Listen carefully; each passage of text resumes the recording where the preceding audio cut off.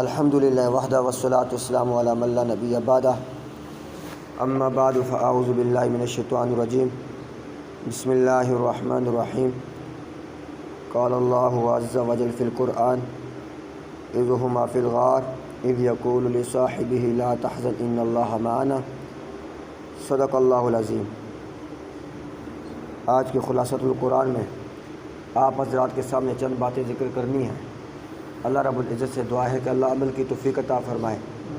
سب سے پہلی بات غار ثور کا واقعہ، دوسرے نمبر پر صدقہ خیرات کے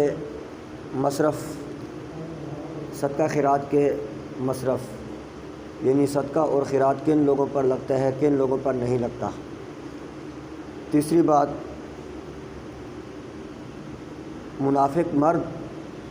منافق عورتوں کی بری صفات اور ان کا انجام، ان کے مد مقابل مومن مرد اور مومن عورتوں کی اچھی صفات اور ان کا انجام خیر۔ تیسری بات اللہ رب العزت نے رسول اللہ صلی اللہ علیہ وسلم کو جہاد کا حکم فرمایا۔ چوتھی بات مسجد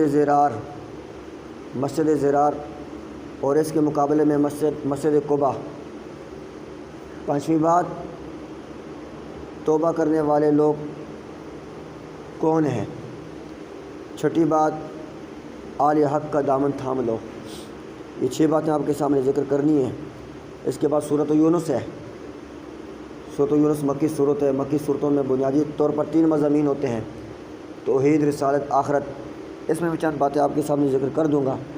سب سے پہلی بات غار ثور کا واقعہ۔ نبی کریم صلی اللہ علیہ وسلم کو اللہ تعالیٰ نے ہجرت کا حکم دیا۔ ہجرت کرنے کی وجہ کیا تھی؟ رسول اللہ صلی اللہ علیہ وسلم نے مکہ المکرمہ میں 13 سال کام کیا، دین کی تبلیغ کی۔ مکہ کے کھڑ پینچوں نے، مکہ کے بدماشوں نے، مشرکوں نے رسول اللہ صلی اللہ علیہ وسلم کو ستایا۔ حتیٰ کہ مکہ کے جو مشرک تھے، نبی کریم صلی اللہ علیہ وسلم کے جو قریبی لوگ تھے، چچے اور قریب کے قرب و جوار کے منافق ابی بن خلف، ان لوگوں نے نبی کریم صلی اللہ علیہ وسلم کو بڑا ستایا۔ 13 سال نبی کریم صلی اللہ علیہ وسلم نے مکہ المکرمہ میں محنت کی، دعوت دی۔ کوئی گھر ایسا نہیں چھوڑا، کوئی دکان ایسی نہیں چھوڑی، کوئی بستی ایسی نہیں چھوڑی جس بستی، جس دکان میں، جس گھر میں اللہ کے رسول نے اللہ کا پیغام نہ پہنچایا ہو۔ تو جب مکہ کے مشرکوں نے، نبی کریم صلی اللہ علیہ وسلم کے خاندان کے لوگوں نے، ابو لہب نے، عتبہ عتیبہ نے، ابو جہل نے جب ستانے کی انتہا کر دی، واقعات ہیں لمبے چوڑے، صرف آپ کو میں اشارہ دے رہا ہوں۔ ابو لہب بدبخت زمانہ جب نبی کریم صلی اللہ علیہ وسلم تبلیغ کے لیے جاتے تھے، اوجڑی پہنتا تھا، اور اس کا جو ہلاکت ہوئی ہے ابو لہب کی، بڑے گندے طریقے سے، عجیب و غریب طریقے سے اس کا ہلاکت کا ذکر 30ویں پارے میں آئے گا، سورۃ اللہب۔ اس میں انشاءاللہ میں آپ کو بتلاؤں گا اس کی موت اور اس کی بیوی کی موت کس طریقے سے آئی ہے۔ بہرحال جب مکہ کے مشرکوں نے، نبی کریم صلی اللہ علیہ وسلم کے خاندان کے لوگوں نے آپ کو ستانے میں حد کی، تو اللہ نے آپ کو کہا کہ آپ مکہ کے لوگ آپ سے ہدایت حاصل کرنا نہیں چاہتے۔ اللہ تعالیٰ نے مدینہ سے لوگ بھیجے۔ ایک مرتبہ لوگ آئے، چند لوگوں کا قافلہ، نبی کریم صلی اللہ علیہ وسلم سے مطالبہ کیا کہ آپ ہمارے لیے کوئی احاب مقرر کریں، ہمارے لیے کوئی استاد مقرر کریں جو مدینے میں ہمیں تعلیم دے۔ اول تو آپ خود ہی جائیں، اگر خود نہیں آنا چاہتے ہیں کوئی ایسا استاد دے دیں۔ نبی کریم صلی اللہ علیہ وسلم نے ایک صحابی کو استاد بنا کر مدینہ کے لوگوں کے لیے بھیجا۔ وہ صحابی مدینہ کے لوگوں کو تعلیم دیتا تھا، قرآن کی تعلیم دیتا تھا، دین کی تعلیم دیتا تھا۔ دوسری مرتبہ اکثر لوگوں کا قافلہ جب مدینہ کے قرب و جوار میں جو ہے اکثر لوگ ہدایت پر آنا شروع ہوئے، جب مدینہ کے قرب و جوار میں گھروں میں دین پہنچا، تو پھر دوسری مرتبہ حج کے موقع پر مدینہ سے جو ہے کافی لوگ جو ہیں نبی کریم صلی اللہ علیہ وسلم کی خدمت میں حاضر ہوئے۔ تو نبی کریم صلی اللہ علیہ وسلم کو فرمایا کہ آپ ہمارے ساتھ چلے جائیں۔ نبی کریم صلی اللہ علیہ وسلم نے فرمایا، آپ صلی اللہ علیہ وسلم کے ساتھ آپ کے چچا بھی تھے، حضرت عباس رضی اللہ تعالیٰ عنہ۔ حضرت عباس رضی اللہ تعالیٰ عنہ مسلمان ہو چکے تھے، انہوں نے اسلام قبول کر لیا تھا۔ تو حضرت عباس نے ان لوگوں سے کہا، آپ ہمارے بھتیجے کی حفاظت کر لو گے؟ انہوں نے کہا ہاں ہم حفاظت کر لیں گے۔ تو انہوں نے کہا ہمارے بھتیجے کے کچھ مطالبات بھی ہیں، آپ کو اوکھے سوکھے ویلے ان کے کام آنا پڑے گا۔ مشکلات میں کام آنا پڑے گا، جنگوں میں آپ کو ان کے کام آنا پڑے گا، پھر آپ نے وہاں سے منہ نہیں پھیرنا۔ انہوں نے کہا، ہاتھ پر بیعت کر دی، انہوں نے کہا نہیں، ہم رسول اللہ صلی اللہ علیہ وسلم کا دامن نہیں چھوڑیں گے۔ بہرحال اس موقع پہ تو اللہ کے رسول نہیں گئے، لمبا چوڑا ہجرت کا واقعہ ہے۔ تیسری سال حج کے موقع پر مدینہ کے تقریباً 70 سے 77 افراد جو ہے نبی کریم کی خدمت میں حاضر ہوئے، دوبارہ مطالبہ کیا، درخواست کی، پیشکش کی کہ آپ ہمارے ساتھ چلے جائیں، مکہ کے لوگ آپ سے ہدایت حاصل نہیں کرنا چاہتے، آپ ہمارے پاس آ جائیں۔ پھر اللہ کے رسول صلی اللہ علیہ وسلم کو اللہ تعالیٰ نے خود ہی ہجرت کا حکم فرمایا۔ تو ہجرت کے دن بڑے قریب تھے۔ سب سے پہلے رسول اللہ صلی اللہ علیہ وسلم نے اپنے صحابہ کو کہا کہ آپ مدینہ کی طرف، جو آپ کے بیلی تھے، آپ کے یار، آپ کے بہت قریبی یار تھے، دوست تھے، صدیق اکبر جیسے، حضرت عمر جیسے، اور حضرت علی جیسے، حضرت عمر جیسے، یعنی حضرت ابو طلحہ، ابو دجانہ، یعنی جو بہت آپ کے قریب رہتے تھے، اوکھے سوکھے والے جن صحابہ نے، جن ساتھیوں نے آپ کا ساتھ دیا۔ رسول اللہ صلی اللہ علیہ وسلم نے اپنے چند صحابہ کو پہلے ہی سے کہا کہ آپ جو ہے مدینہ کی طرف ہجرت کریں۔ آپ کے ساتھ ابو بکر آپ کے ساتھ ہی تھے، ابھی ابو بکر نے ہجرت نہیں کی تھی، تو پہلے چند حضرات نے ہجرت کر لی تھی۔ جب نبی کریم صلی اللہ علیہ وسلم کو اللہ نے حکم دیا تو راتوں رات اللہ کے رسول صلی اللہ علیہ وسلم جب ہجرت کرنے کے لیے نکلے، اپنے گھر سے نکلے، تو مکہ کے مشرکوں کو پتہ چلا۔ مشرکوں نے عقل کے کروں نے نبی کریم صلی اللہ علیہ وسلم کے گھر کے سامنے پڑاؤ ڈالا، گھر کا محاصرہ کیا، چاروں اطراف سے گھیر لیا۔ جب رسول اللہ صلی اللہ علیہ وسلم نے صبح کے وقت، یعنی اندھیرا تھا، یعنی رات کا ٹائم تھا، جب اپنے گھر سے نکلے تو وہ مشرکوں نے محاصرہ کیا ہوا تھا۔ رسول اللہ صلی اللہ علیہ وسلم نے آیت مبارکہ تلاوت کی، سورۃ یاسین کی، فَأَغْشَيْنَاهُمْ فَهُمْ لَا يُبْصِرُونَ۔ اللہ تعالیٰ نے اس آیت کی برکت سے مشرکوں کی آنکھوں پر پٹی ڈال دی۔ لا یبصرون، مشرکوں نے آپ صلی اللہ علیہ وسلم کو نہیں دیکھا۔ نبی کریم صلی اللہ علیہ وسلم نے سورۃ یاسین کی تلاوت کی، اللہ نے ان کی آنکھوں کو بند کر دیا۔ اللہ کے رسول صلی اللہ علیہ وسلم تشریف لے گئے۔ سب سے پہلے صدیق اکبر کا دروازہ کھٹکھٹایا، صدیق اکبر فوری باہر آئے۔ رسول اللہ صلی اللہ علیہ وسلم نے فرمایا، رات کا وقت آنے میں ذرا دیر سویر ہو جاتی ہے۔ ہاں، یار اول نے کہا، محب رسول، عاشق رسول نے کہا، یا رسول اللہ صلی اللہ علیہ وسلم، جب سے اللہ نے آپ کو ہجرت کا حکم دیا، جب صحابہ نے ہجرت کرنا شروع کی تو میں نے راتوں کو سونا چھوڑ دیا۔ کسی وقت بھی میرا مربی، میرا محسن، میرا مرشد حضرت محمد مصطفیٰ صلی اللہ علیہ وسلم میرا دروازہ کھٹکھٹا سکتے ہیں، اس لیے میں نے راتوں کو سونا چھوڑ دیا۔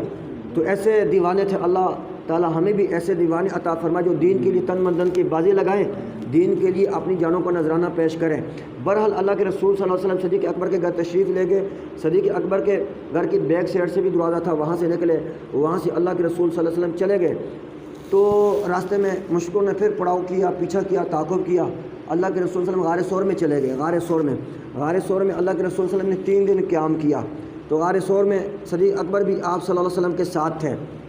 تو حضرت عائشہ رضی اللہ تعالیٰ عنہ، حضرت صدیق اکبر رضی اللہ تعالیٰ عنہ کی جو بیٹی تھی حضرت اسماء رضی اللہ تعالیٰ عنہ، وہ روٹیاں بنا کر بیچتی تھی، بائی کے ذریعے سے بیچتی تھی۔ غار میں جا کر اللہ کے رسول کو کھانا پہنچ جاتا تھا، صدیق اکبر بھی کھا جاتے تھے۔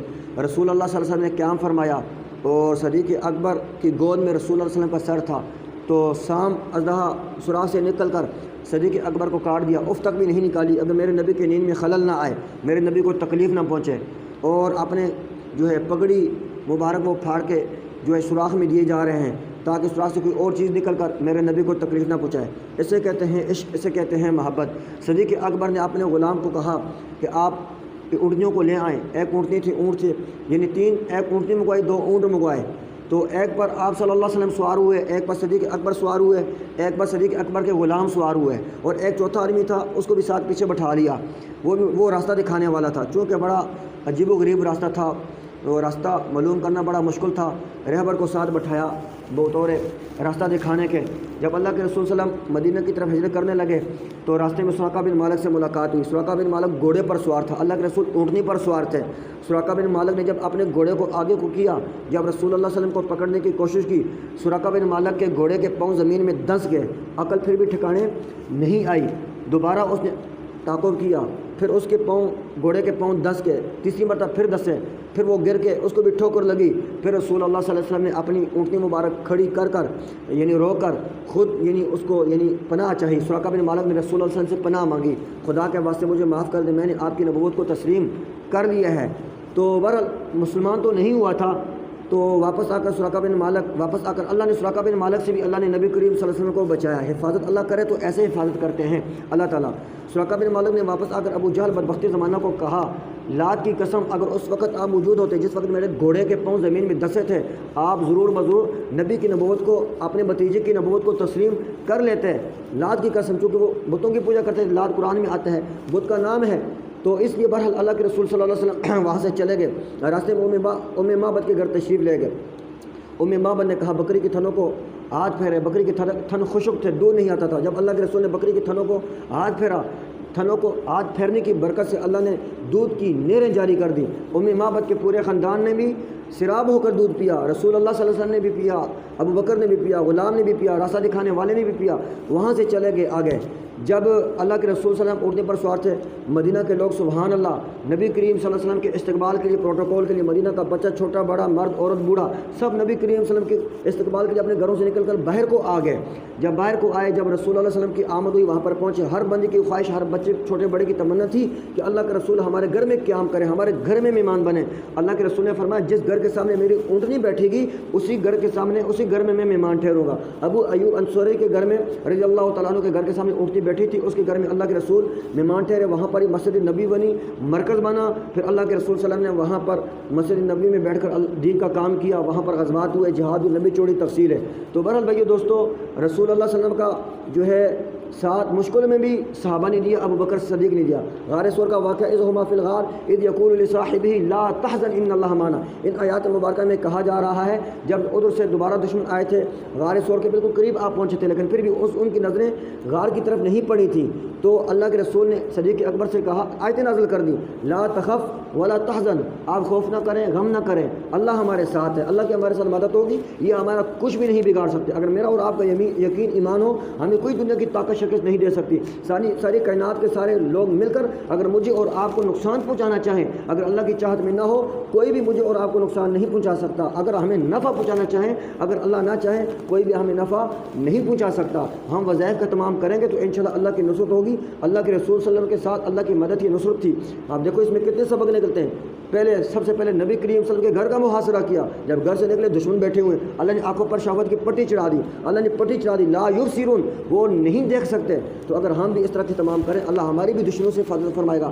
جو خاندان اجڑے پڑے ہیں, گھروں میں جادو ٹونا ہوتا ہے, ہم گھروں کو اجاڑا جاتا ہے, ہم اعمال کا اہتمام کریں گے, وظائف کا اہتمام کریں گے, اللہ رب العزت ہماری مدد فرمائیں گے. تو دوسری بات میرے بھائیو دوستو, دوسری بات آج کے خلاصۃ القرآن کی, صدقہ اور زکوٰۃ کے مستحق کون لوگ ہیں. اللہ نے قرآن میں بیان فرمائے ہیں, انما الصدقات للفقراء والمساکین والمہاجرین. اللہ رب العزت ارشاد فرماتے ہیں صدقہ خیرات کے مستحق کون لوگ ہیں. سب سے پہلے مسکین, ضرورت مند, مہاجر, ہجرت کرنے والے, اللہ کا دین پڑھنے والے, اللہ کا قرآن پڑھنے والے. قرآن پاک کے مختلف مقامات پر آتا ہے, دوسری جگہ آتا ہے, یعنی اللہ نے اور جگہوں میں بھی مصرف بیان فرمائے ہیں. مستحق لوگوں کا بتلایا ہے کہ ان لوگوں کو زکوٰۃ دی جائے. سب سے پہلے آپ نے یاد رکھنا, اللہ نے قرآن میں جب حقوق العباد کا مسئلہ بیان فرمایا, سب سے پہلے والدین ہیں, توحید کے بعد والدین, پھر والدین کے بعد اللہ نے فرمایا اعضاء اقارب, وآت المال علی حبہ ذوی القربى والیتامى والمساکین وابن السبیل. سب سے پہلے اگر بھائی دوستو جن لوگوں پر زکوٰۃ دینا واجب ہے, جن کے پاس سونا چاندی ہے, جن کے پاس مال تجارت ہے, دکانوں میں مال پڑا ہوا ہے, ان لوگوں کو چاہیے اگر صدقہ خیرات دینا ہے, زکوٰۃ دینی ہے, اپنی برادری میں چھان بین کی جائے. اگر برادری میں, خاندان میں, اعضاء میں کوئی غریب ہے, مستحق ہے, کوئی بیوہ عورت ہے, مطلقہ عورت ہے, یتیم بچے ہیں, ان کے پاس کھانے پینے کے لیے نہیں, عید پر پہننے کے لیے نہیں ہے, تو ان لوگوں بلکہ ان کو ہمارے گھروں میں آنے کے بجائے ہمیں چاہیے کہ ہم ان کے گھروں تک پہنچائیں. ہم اس کے پیچھے جا کر اس کو ہمارے گھر میں نہ آنا پڑے. ہر بندی کی عزت نفس ہوتا ہے. اللہ نے طریقہ بتلایا, اصول بتلایا, ہم واہ کے لیے وہاں پر چودھری بن جائیں. ہم نے بڑی سخاوت کی ہے, ایسی سخاوت کو اللہ قبول نہیں کریں گے. لوگوں کو دیکھ کر احسان جتلانا, ایسی سخاوت کو اللہ قبول نہیں کریں گے. ریا کے لیے لوگوں کو دینا, ایسے سخاوت کو, ایسی نیکی کو اللہ قبول نہیں کریں گے. اگر میں نے, آپ نے کسی کی مدد کرنی ہے, دکھلاوے کے لیے نہیں کرنی. کوئی غریب یتیم مسکین ہو, خاندانوں میں چھان بین کر کے اس کے گھر میں پہنچایا جائے، کسی دوسری برادری کے بندے کو پتہ نہ چلے کہ اس کی مدد کی ہوئی ہے،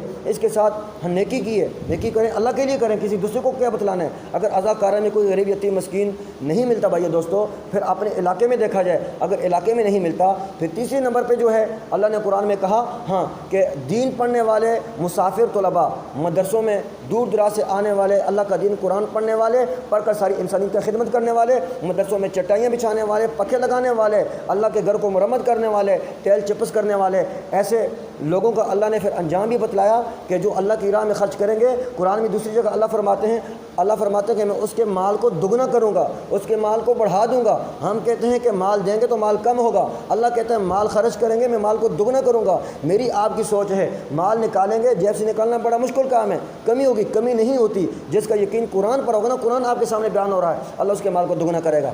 تو نہ دینے والوں کا انجام، اس کے بعد نہ دینے والوں کا انجام میں نے آپ کو کل ذکر کر دیا تھا، زکوٰۃ نہ دینے والوں کا انجام۔ اسی سپارے کے آخر میں ایک واقعہ آئے گا، اسی بات کے ساتھ میں آپ کو فٹ کر دیتا ہوں، پھر آخر میں بیان کرنا پڑے گا۔ آخر میں زکوٰۃ نہ دینے والوں کے انجام کے حوالے سے اسی سپارے کے 2 لمحوں کے آخر میں ایک آدمی کا واقعہ ہے۔ واقعہ یوں ہے، نبی کریم صلی اللہ علیہ وسلم کی خدمت میں حاضر ہوا، یا رسول اللہ صلی اللہ علیہ وسلم میرے لیے مالدار ہونے کی دعا کریں۔ اللہ کے رسول نے فرمایا جلیا دعا نہ کرا مالدار ہونے کی ورنہ ہلاک ہو جائے گا۔ بڑا اصرار کیا، نہیں یا رسول اللہ صلی اللہ علیہ وسلم میرے لیے مالدار ہونے کی دعا کریں، میں امیر ہو جاؤں، میں مالدار ہو جاؤں۔ بالآخر اللہ کے رسول نے دعا کی، اللہ نے اس کو مالدار کر دیا۔ جب مالدار ہوا، پہلے غریب تھا، مسجد میں آتا تھا، نمازیں پڑھتا تھا، نبی کی خدمت میں رہتا تھا، پیچھے نمازیں پڑھتا تھا۔ جب مال آیا، بکریوں کے ریوڑ آئے، بیلوں کے ریوڑ آئے، جانوروں کا ریوڑ بڑھا سب سے پہلے، پھر آہستہ کرتے دور چلا گیا، پھر پہاڑی میں جا کے اس نے ڈیرا لگا لیا۔ جب بکریوں کی تعداد زیادہ ہوئی، کسی پہاڑی میں جا کے ڈیرا لگا لیا۔ پہلے روزانہ نبی پاک کی صحبت میں رہتا تھا، پھر ہفتے میں 1 مرتبہ آتا تھا، پھر ایسی دنیا کی محبت میں پھنسا، پھر جمعے والے دن بھی نبی کی صحبت میں نہیں آتا تھا۔ پھر اللہ کے رسول نے صحابی کو کہا، قاصد کو کہا جا اس بندے سے جا کر زکوٰۃ وصول کر۔ اس وقت نبی کے دور میں زبردستی زکوٰۃ وصول کرائی جاتی تھی، اسلامی حکومت تھی نا، ریاست مدینہ تھی نا، ریاست مدینہ میں اللہ کے رسول صلی اللہ علیہ وسلم قاصدوں کو بیچتے تھے، ہاں جن پر زکوٰۃ دینا واجب تھی، اللہ کے رسول زبردستی ان سے زکوٰۃ نکلواتے تھے۔ آج کے ہمارے نام نہاد حکمران ریاست مدینہ کا نعرہ لگاتے ہیں، اللہ ان کو ہدایت عطا فرمائے، کہتے ہیں کہ مدینہ میں ہاں مسلمان اور یہودی مشرک اکٹھے رہتے تھے، اور یہاں پر بھی قادیانیوں کو اور مسلمانوں کو آپس میں ملایا جائے۔ ریاست مدینہ کا نعرہ لگا کر لوگوں کو دھوکہ دیتے کہ یہ ریاست مدینہ ہے۔ ریاست مدینہ میں سود تو نہیں تھا، ریاست مدینہ میں غریبوں کا حق تو نہیں مارا جاتا تھا، ریاست مدینہ میں بغیرتی تو نہیں تھی، وہاں پر گانا تو نہیں تھا، وہاں پر بے حیائی تو نہیں تھی۔ ہماری اسلامی حکومت کہاں پر ہے؟ یہ ساری گلوکاروں کی حکومت ہے، بغیرتوں کی حکومت ہے۔ حکومت کے تحت بغیرتیاں ہو رہی ہیں، غریبوں کا حق لوٹا جا رہا ہے۔ ہماری رفاہی تنظیمی کام کری کہ ہمارے کچھ نوجوان لڑکے اللہ کے فضل و کرم سے 4-5 گھروں کو راشن پہنچایا، حکومت نے پابندی لگا دی کرونا ہے۔ ارے بغیر تو سوشل میڈیا میں کرونا نہیں آتا، 7 لاکھ فوج میں کرونا نہیں آتا، بازاروں میں کرونا تمہیں نظر نہیں آتا، تمہیں رب کے گھروں میں کرونا نظر آتا ہے۔ جو اللہ کے دین پڑھنے والے ہیں وہاں پر تمہیں کرونا نظر آتا ہے، مدرسوں میں تمہیں کرونا نظر آتا ہے۔ جو رفاہی تنظیمیں غریبوں کو، یتیموں کا حق دیا جا رہا ہے، ان کے گھروں میں راشن پہنچایا جا رہا ہے، ان پر بھی پابندی لگا دی کہ راشن تقسیم نہ کرو۔ یہ ہماری حکومت نے پابندی لگائی ہے، یہ تقریباً اسی مہینے کی بات ہے۔ تو اللہ سے دعا ہے اللہ ہمیں عمل کی توفیق عطا فرمائے۔ تو بہرحال جب اس بندے کے پاس اللہ کے رسول صلی اللہ علیہ وسلم نے قاصد کو بھیجا زکوٰۃ وصول کرنے کے لیے، ذرا دینے میں ذرا اس کو بڑی دشواری سی ہوئی، اس نے ذرا اپنے چہرے کے تاثرات اس کے تبدیل ہو گئے، اس بندے کے جس کے پاس بکریاں زیادہ ہو گئی تھی چہرے کے تاثرات بدل گیا، نکالنا بڑا مشکل، مال نکالنا بڑا اوکھا کام ہے، بڑا مشکل۔ اللہ کے نبی نے دعا دی، اللہ نے مال دیا، اب اللہ کے دین کے لیے نکالنا بڑا مشکل، غریبوں کے لیے نکالنا بڑا مشکل۔ واپس آ کر قاصد نے اللہ کے رسول کو کہا یا رسول اللہ صلی اللہ علیہ وسلم میں نے اس کے تاثرات سے میں نے اندازہ لگایا کہ اس کے دینے کا دل نہیں کرتا، اس کے لیے نکالنا بڑا مشکل ہے، میں نے اندازہ لگا لیا۔ اللہ کے رسول نے فرمایا، زبان سے جملہ نکلا ثعلبہ، اس بندے کا نام ثعلبہ بن حاطب تھا، ثعلبہ بن حاطب۔ اللہ کے رسول نے فرمایا ثعلبہ ہلاک ہو گیا۔ جب اس بندے کو خبر چلی کہ رسول اللہ نے دوبارہ بدعا دے دی، تو تسلیم تو کرتا تھا، رسول اللہ کی دعا بھی جلدی لگتی، بدعا بھی جلدی لگتی، دوبارہ آیا زکوٰۃ دینے کے لیے آیا، اللہ کے رسول کے پاس یا رسول اللہ مجھے معاف کر دے، رویا دھویا پیٹا۔ اللہ کے رسول نے کہا اب میرے اللہ نے تیری زکوٰۃ لینے سے منع کر دیا، اب اللہ نے تیری زکوٰۃ وصول کرنے سے منع کر دیا، مجھے روک دیا۔ نبی پاک صلی اللہ علیہ وسلم نے زکوٰۃ نہیں لی۔ صدیق اکبر کا دور آیا، صدیق اکبر نے کہا میرے مربی میرے استاد نے زکوٰۃ وصول نہیں کی، میں کیا کروں؟ حضرت عمر کا دور آیا، حضرت عمر نے بھی زکوٰۃ وصول نہیں کی، عثمان کے دور میں وہ ہلاک ہو گیا، حضرت عثمان کے دور میں ہلاک ہو گیا۔ تو اللہ سے دعا ہے کہ اللہ بھائیو دوستو، جن لوگوں کو اللہ نے مال دیا، پیسہ دیا، جب مالدار غریبوں کی مدد کریں گے، اللہ غریبوں کے دلوں میں مالداروں کی محبت ڈالے گا۔ غریب رشتہ داروں کی مدد کریں گے، غریب رشتہ داروں کے دلوں میں اللہ امیر رشتہ داروں کی محبت ڈالے گا، پھر آپس میں محبتیں ہوں گی، پیار ہوگا، محبتیں ہوں گی، آنا جانا ہوگا۔ آج کل تو جس کے پاس 2-4 پیسہ جو دوسرے کو لفٹ نہیں کرتا، تکبر آ جاتا ہے، غرور آ جاتا ہے۔ اللہ نے تکبر کے لیے مال پیسہ نہیں دیا، غریبوں پر خرچ کرنے کے لیے دیا۔ اللہ نے بتلایا، اللہ کا نظام ہے، حکمتیں اللہ نے کسی کو غریب کیا، اللہ نے کسی کو امیر کیا۔ تو بہرحال بھائی دوستو، یہ واقعہ آخر میں تھا، میں نے آپ کو یہاں پر اس بات کی طرف فٹ کر کے بتلا دیا۔ زکوٰۃ کے مستحق کون لوگ ہیں ان کا ذکر بھی کر دیا، اور زکوٰۃ نہ دینے والوں کا انجام وہ بھی میں نے آپ کو بتلا دیا۔ تیسری بات، منافقوں کا کام کیا ہے، منافق مرد، منافق عورتوں کا کام کیا ہے؟ یأمرون بالمعروف وینہون عن المنکر۔ منافق مرد، منافق عورتیں برائی کا حکم کرتے ہیں، فحشی کو حکم کرتے ہیں، برے کاموں سے برے کاموں کی لوگوں کو دعوت دیتے ہیں، اور نیکی کاموں سے منع کرتے ہیں، اچھے کاموں سے منع کرتے ہیں، مشے میں جانے سے منع کرتے ہیں۔ اگر اس آیت کو آپ فٹ کریں ہمارے نام نہاد لوگوں پر، جو لوگ اب دیکھو نا، اللہ نے کیا کہا، منافق نیکی کے کاموں سے روکتے ہیں، دین کے کاموں سے روکتے ہیں۔ جو مسجدوں میں آنے میں روکیں گے وہ منافق ہوں گے، قرآن نے ان کو منافق کہا۔ جو مسجدوں کو بند کریں گے قرآن نے ان کو منافق کہا۔ جو قرآنی حلقوں کو بند کریں گے قرآن نے ان کو منافق کہا۔ اور منافق کے بارے میں رب نے دوسری جگہ کہا لئن لم ينتهِ المنافقون، اگر یہ منافق باز نہ آئے، اگر یہ حکومتی باز نہ آئیں، اپنی بغیرتی سے، اپنی منافقت سے باز نہ آئیں، ادھر آ کے مسلمانوں کو دھوکہ دیے جا رہے ہیں، یہودیوں کے ساتھ جا کے وہاں پر یہودی بن جاتی ہیں۔ وَإِذَا لَقُوا الَّذِينَ آمَنُوا قَالُوا آمَنَّا، منافقوں کی یہی تو نشانی ہے۔ ایمان والوں سے جب ملاقات ہوتی ہے، ہم ایمان والوں کو کہتے ہیں ہم تمہارے ساتھ ہیں۔ وَإِذَا خَلَوْا إِلَىٰ شَيَاطِينِهِمْ قَالُوا إِنَّا مَعَكُمْ، جب ایمان والوں سے جدا ہو کر انگریزوں کے پاس چلی جاتی ہے، یہودیوں کے پاس چلی جاتی ہے، یہودیوں کو جا کے خوش کرنے کے لیے کہتے ہیں إِنَّا مَعَكُمْ، ہم تمہارے ساتھ ہیں۔ نبی کے زمانے کے منافقوں کا حال یہی تھا، اور آج کے 15ویں صدی کے نام نہاد مسلمانوں کا، نام نہاد حکمرانوں کا حال بھی یہی ہے۔ تو اللہ نے منافقوں کے بارے میں کہا اگر یہ باز نہیں آتے وَخِذُوا قُتِلُوا تَقْتِيلًا، ایسے منافقوں کو صف آستے سے ختم کر دینا چاہیے، ایسے منافقوں کی گردنوں کو قلم کر دینا چاہیے۔ یہ قرآنی فیصلہ ہے، میرا اور آپ کا فیصلہ نہیں۔ اللہ مجھے آپ کو، پوری قوم کو، ہماری حکومتوں کو منافقت سے بچنے کی توفیق عطا فرمائے۔ جو سچا کھرا مومن ہوگا نا، وہ کبھی فروخت نہیں ہوگا، وہ کبھی کافروں کے ہاتھ بکے گا نہیں، کبھی کافروں سے قرضہ نہیں لے گا۔ جو سچا مومن ہوگا نا، کبھی یہودیوں سے قرضہ نہیں اٹھائے گا، کبھی انگریزوں سے، کبھی ٹرمپ سے قرضہ نہیں اٹھائے گا، کبھی بیرون ممالک سے امداد نہیں اٹھائے گا۔ جو سچا مومن ہوتا ہے وہ مسئلہ بچھا کے رب سے مانگتا ہے، یا اللہ ہمارے نظام کو چلا دے۔ بڑے بڑے دینی ادارے چلتے ہیں، مدرسے چلاتے ہیں، ان کو کون چلاتا ہے؟ اللہ کی ذات چلاتی ہے۔ اللہ نے سبب بنا دیا، ایک چلانے والے کو بنا دیا، وہ رب کے سامنے مسئلہ بچھا کر اللہ سے مانگتا ہے، اللہ مخلوق کو پیچھے لگا دیتا ہے۔ کیا اداروں کے بڑے بڑے سربراہ وہ غیر ملکوں میں جا کے لوگوں سے قرضے مانگ کے مدرسے چلاتے ہیں؟ وہ مسئلہ بچھا کے رب سے مانگتے ہیں۔ چند مخلص مسلمان ان کے تعاون سے مدرسے چلتے ہیں اور مسجدیں چلتی ہیں، وہ آ کر تعاون کرتے ہیں۔ کیا وہ بیرون ملکوں سے جا کے قرضہ کہتے ہیں کہ آپ ہماری مدد کریں، مدرسوں کو سپورٹ کریں؟ ہماری حکومتیں غیر ملکوں سے قرضے اٹھا کر ہمارا بچہ قرضے کے نیچے دبا ہوا ہے۔ اس منافق حکومت سے اللہ ہمیں بچائے، اور ہمارے اعمال بھی ایسے ہیں، جیسی عوام ہوگی ویسے حکمران ہوں گے۔ تو بھائی دوستو، بہرحال اللہ نے منافقوں کا انجام بتلایا، منافقوں کی گدی کا باختیں خصلتیں بتلائیں، اور منافقوں کا انجام آگے اللہ نے فرمایا۔ اللہ رب العزت ارشاد فرماتے ہیں المنافقون والمنافقات بعضهم من بعض یأمرون بالمنکر وینہون عن المعروف ویقبضون ایدیہم نسوا اللہ فنسیہم ان المنافقین هم الفاسقین وعد اللہ المنافقین والمنافقات والکفار نار جہنم خالدین فیہا۔ منافقوں کا انجام کیا ہوگا؟ جہنم خالدین فیہا ہی حسبهم ولعنهم اللہ ولہم عذاب مقیم۔ منافقوں کا ٹھکانہ دوزخ ہوگا، منافقوں کا ٹھکانہ دوزخ ہوگا، اور ولعنہم اللہ، ایسے منافقوں پر اللہ کی لعنت کرنے والوں کی لعنت، سب انسانوں کی لعنت، ایسے نام نہاد حکومتوں پر اللہ کی لعنت۔ میں اعلان نہیں کر رہا، قرآن کے 10واں پارہ کھولیں، 10واں پارہ آپ کے سامنے بیان ہو رہا ہے۔ ولعنہم اللہ، ایسے منافقوں پر رب کی لعنت کرنے والوں کی لعنت۔ دوسری جگہ قرآن میں آتا ہے وَيَلْعَنُهُمُ اللَّاعِنُونَ، رب کی لعنت اور لعنت کرنے والوں کی لعنت، سب انسانوں کی لعنت، فرشتوں کی لعنت اللہ کر رہے ہیں۔ تو اللہ ہمیں اس لعنت سے بچنے کی توفیق عطا فرمائے۔ آگے اللہ نے مومنین کی صفات، مومن مرد والمؤمنون والمؤمنات بعضهم اولیاء بعض یامرون بالمعروف وینہون عن المنکر ویقیمون الصلاۃ ویؤتون الزکاۃ ویطیعون اللہ ورسولہ۔ اللہ نے مومنوں کی صفات، مومن مرد مومن عورتوں کی صفات بیان فرمائی۔ مومن مرد مومن عورتیں کیا کرتی ہیں؟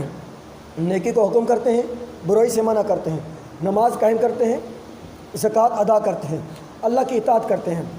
اللہ نے کس کا وعدہ کیا؟ وعد اللہ المومنین والمومنات جنات تجری من تحتها الانہار۔ اللہ نے مومن مردوں سے وعدہ کیا، اللہ نے مومن عورتوں سے وعدہ کیا۔ کس بات کا وعدہ کیا؟ ان لہم جنات تجری من تحتها الانہار، اللہ نے جنت کا وعدہ کیا، ایسی جنت کا وعدہ کیا جس جنت کے نیچے شراب کی نہریں ہوں گی، دودھ کی نہریں ہوں گی۔ آگے اللہ نے تیسری بات، یا ایھا النبی جاہد الکفار والمنافقین واغلظ علیہم ومأواہم جہنم وبئس المصیر، اللہ نے اپنے نبی کو حکم کیا، اے میرے نبی کافروں سے جہاد کریں، منافقوں سے جہاد کریں، منافق حکومتوں سے جہاد کریں، کافروں سے جہاد کریں، ان موذیوں سے جہاد کریں، ان انگریزوں سے جہاد کریں، ان یہودیوں سے جہاد کریں، واغلظ علیہم، اور ان پر غصے ہو جائیں۔ اور غصے ہونے کا حکم کون دے رہا ہے؟ اللہ حکم دے رہا ہے، میں آپ کو حکم نہیں دے رہا۔ واغلظ علیہم کھولیں آخری بات، آخری 10واں پارہ اور آخری رکوع میں سے پہلے والا رکوع، اللہ فرماتے ہیں کافروں پر غصے ہو جائیں۔ اگر جن مسلمانوں کو کافروں پر غصہ نہیں آتا، جن مسلمانوں کو کافروں کی بغیرتی پر غصہ نہیں آتا، جن مسلمانوں کو انڈیا کے کتوں پر غصہ نہیں آتا، جو کشمیر کی ماں بہن بیٹیوں کو مولی گاجر کی طرح کاٹ رہے ہیں، وہ مسلمان نہیں ہے۔ اے مسلمان کیا ہے تیری مسلمانی؟ نام کہ ہے تو مسلمان، کار ہے تیری شیطانی۔ وہ مسلمان کہلانے کا حقدار نہیں ہے، اسے منافق تو کہا جاتا ہے لیکن وہ مسلمان نہیں ہوگا۔ تو میرے بھائیو دوستو، اللہ نے حکم دیا اپنے نبی کو کافروں سے منافقوں سے جہاد کریں اور کافروں پر ان موذیوں پر غصے ہو جائیں۔ آج مجھے آپ کو ذات کے لیے غصہ آئے گا، شیشے کے گلاس کے ٹوٹ جانے پر ہمیں غصہ آتا ہے، ذاتی نقصان پر غصہ آتا ہے، گاڑی کے شیشے کے ٹوٹ جانے پر ہر بندے کو غصہ آتا ہے، بوڑھا بابا بھی اتر کر لڑنے پر آ جاتا ہے۔ اگر دین کا معاملہ ہے، نبی کی ناموس کا معاملہ ہے، ختم نبوت کا معاملہ ہے، اللہ کی توحید کا معاملہ ہے، چوٹ چمٹے نبی کی شان میں گستاخی کریں، نام نہاد حکومتیں، ہم قوانین میں ترمیم کریں، قانون کو بدلے کالا قانون قرار دیا جائے ختم نبوت کے قانون کو، پھر بھی ہم خاموش رہیں، پھر بھی ہم گونگا پن کے شکار ہو جائیں۔ صم بکم فہم لا یرجون، اللہ نے قرآن میں کہا گونگے ہیں، بہرے ہیں، اندھے ہیں، ہدایت کی طرف نہیں لوٹ سکتے۔ کن کو کہا اللہ نے؟ نام نہاد حکمرانوں کو کہا، 2 نمبر مولویوں کو کہا۔ کس اعتبار سے گونگے ہیں؟ حق نہیں کہتے، حق نہیں سنتے، حق نہیں دیکھتے، اور یہ کبھی بھی ہدایت کی طرف نہیں آ سکتے۔ اگر حکومتیں حق نہیں کہیں گی، مولوی حق نہیں کہیں گے، حق نہیں سنیں گے، حق نہیں دیکھیں گے، تو اللہ نے انجام بتلا دیا۔ اور حق کو چھپانے والوں کے لیے بھی وعید ہے، اللہ نے حق کو چھپانے والوں کے لیے وعید کیا کی؟ حق کو چھپانے والوں کے لیے وعید یہ ہے، اللہ کی لعنت، فرشتوں کی لعنت، سب انسانوں کی لعنت۔ تو بہرحال یہ تیسری بات۔ چوتھی بات بھائی دوستو، مسجد ضرار، منافقوں نے، دیکھو اللہ نے یہودیوں کی مذمت، منافقوں کی، بار بار منافقوں کا تذکرہ آ رہا ہے، آگے ساری بات منافقوں کی ہے۔ جو منافق جہاد سے بھاگے تھے، اللہ کے نبی، لمبی چوڑی تفسیر ہے، جہاد کے لیے حکم دیا، پہلے ساتھ چلے گئے، راستہ چھوڑ کر بھاگ گئے۔ تو بہرحال مسجد ضرار 11ویں پارے میں آتا ہے، منافقوں نے مسجد ضرار بنائی اسلام کے خلاف پروپیگنڈے کرنے کے لیے، مسلمانوں کو کمزور کرنے کے لیے۔ اللہ نے اپنے نبی کو مسجد ضرار کو گرانے کا حکم دیا، اس کے بدلے میں اللہ نے مسجد قباء بنانے کا حکم دیا۔ افمن اسس بنیانہ علی تقوی من اللہ ورضوان خیر اما من اسس بنیانہ علی شفا جرف ہار فانہار به فی نار جہنم واللہ لا یہدی القوم الظالمین۔ اللہ نے کہا جس مسجد کی بنیاد تقوی پر رکھی گئی ہو اس مسجد کو آباد کریں۔ یہ جو مسجد ضرار، ضرار کا معنی کیا ہوتا ہے؟ نقصان پہنچانا، نقصان پہنچانا، نقصان پہنچانا۔ مسجد ضرار مسلمانوں کو نقصان پہنچانے کے لیے انہوں نے یہ مسجد نہیں بنائی تھی، یہ اسلام کے خلاف پروپیگنڈے کرنے کے لیے کہ انہوں نے عمارت تعمیر کی تھی۔ اللہ نے اپنے نبی کو کہا اس کو گرا دو۔ اس کے بعد اللہ نے فرمایا ان اللہ اشتری من المؤمنین انفسهم واموالهم بان لهم الجنہ، اللہ نے مومنین سے کہا اے ایمان والو، اے کلمہ پڑھنے والو، میں نے تمہاری جانوں کو بھی خرید لیا، میں نے تمہارے اموال کو بھی خرید لیا۔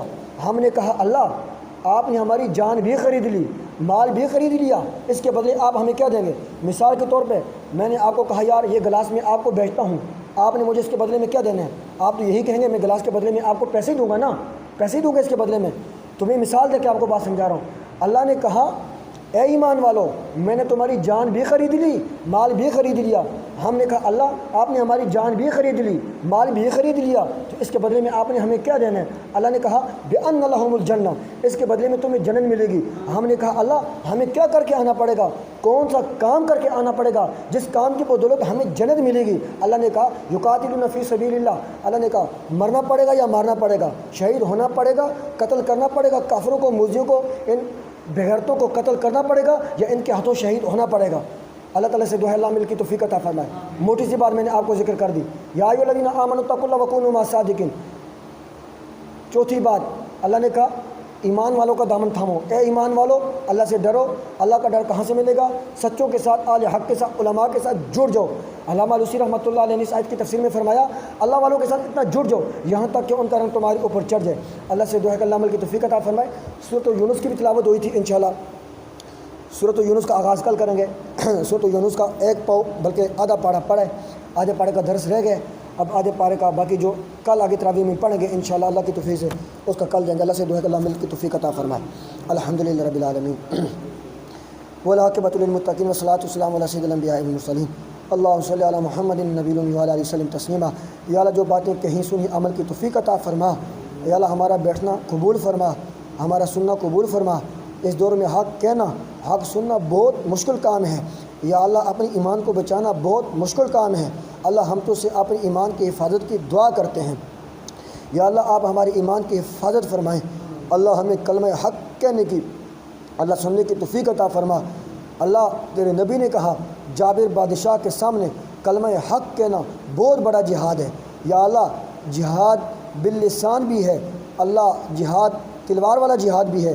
اللہ ہمیں کلمہ حق کہنے کی توفیق عطا فرما، زبان والا جہاد کرنے کی توفیق عطا فرما۔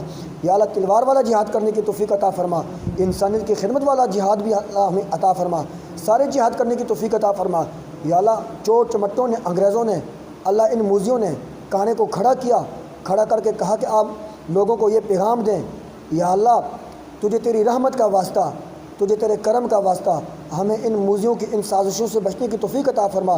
کھڑا کر کے کہا لوگوں کو یہ کہیں کہ تلوار والا جہاد چھوٹا جہاد ہے، انسانیت کی خدمت والا جہاد بڑا جہاد ہے۔ یا اللہ سارے جہاد عظیم ہیں، تلوار والا جہاد سب سے عظیم جہاد ہے۔ یا اللہ اس وقت جہاد کے بغیر جینا اس دھرتی میں ہمارے لیے بہت مشکل ہے۔ اللہ جہاد کے بغیر اپنی ایمان کی حفاظت کرنا بہت مشکل ہے۔ اللہ جہاد کے بغیر ماں بہن بیٹوں کی عصمتوں کی حفاظت کرنا مشکل ہے۔ اللہ اپنے فضل و کرم سے یا اللہ ہم سب کو اپنے دلوں میں جہاد کا جذبہ بٹھانے کی توفیق عطا فرما، جہاد کی اہمیت کو ہمارے دلوں میں ڈال دے، ہمارے نام نہاد حکمرانوں کے دلوں میں جہاد کی اہمیت کو ڈال دے۔ یا اللہ کہیں اس وقت ایمان تقوی جہاد کا یا اللہ جی لیبل ہوتا تھا، فلیکس لگا تھا دیواروں میں، آج ایمان کو بھی بلایا، یا اللہ تقوی کو بھی بلایا، جہاد کو بھی بلایا۔ یہ دشمنوں کی سازش ہے۔ اللہ ہماری حکومتیں دشمنوں کے اشاروں پر ڈانس کرتی ہیں، ہمارے نام نہاد مسلمان اللہ دشمنوں کی یا اللہ جی اشاروں پر چلتے ہیں، ان کی غلامی میں زندگی گزارتے ہیں، ان کی چڑیاں، ان جیسی شکلیں، ان کے گانے، اللہ ہماری اس نسل کو بچنے کی توفیق عطا فرما۔ یا اللہ اپنا فضل فرما، اپنا کرم فرما۔ ربنا تقبل منا انک انت السمیع العلیم وتب علینا انک انت التواب الرحیم۔ صلی اللہ علیہ نبی الکریم وعلی آلہ وصحبہ اجمعین برحمتک یا ارحم الراحمین۔